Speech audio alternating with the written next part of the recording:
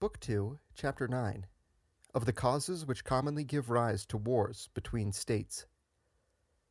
The occasion which led to war between the Romans and Samnites, who for long had been in league with one another, is of common occurrence in all powerful states, being either brought about by accident, or else purposely contrived by someone who had set war afoot. As between the Romans and the Samnites, the occasion of war was accidental. For in making war upon the Sidicinians, and afterwards on the Campanians, the Samnites had no thought of involving themselves with the Romans.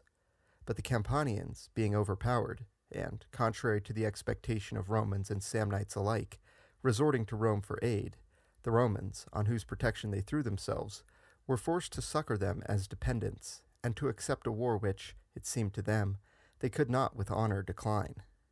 For though they might have thought it unreasonable to be called on to defend the Campanians as friends against their own friends the Samnites,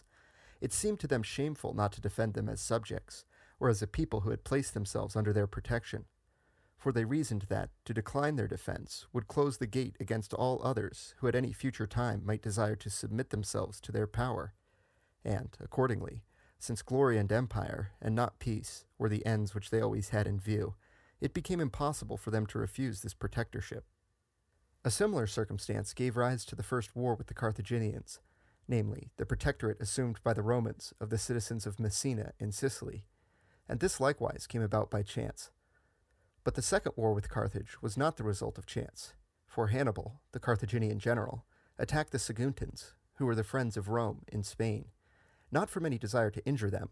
but in order to set the arms of Rome in motion, and so gain an opportunity of engaging the Romans in a war, and passing on into Italy.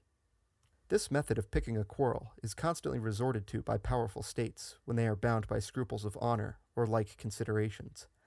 For if I desire to make war on a prince with whom I am under an ancient and binding treaty, I shall find some color or pretext for attacking the friend of that prince, very well knowing that when I attack his friend, either the prince will resent it, when my scheme for engaging him in war will be realized, or that, should he not resent it, his weakness or baseness in not defending one who is under his protection will be made apparent,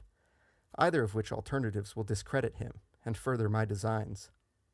We are to note, therefore, in connection with this submission of the Campanians, what has just now been said as to provoking another power to war, and also the remedy open to a state which, being unequal to its own defense, is prepared to go all lengths to ruin its assailant,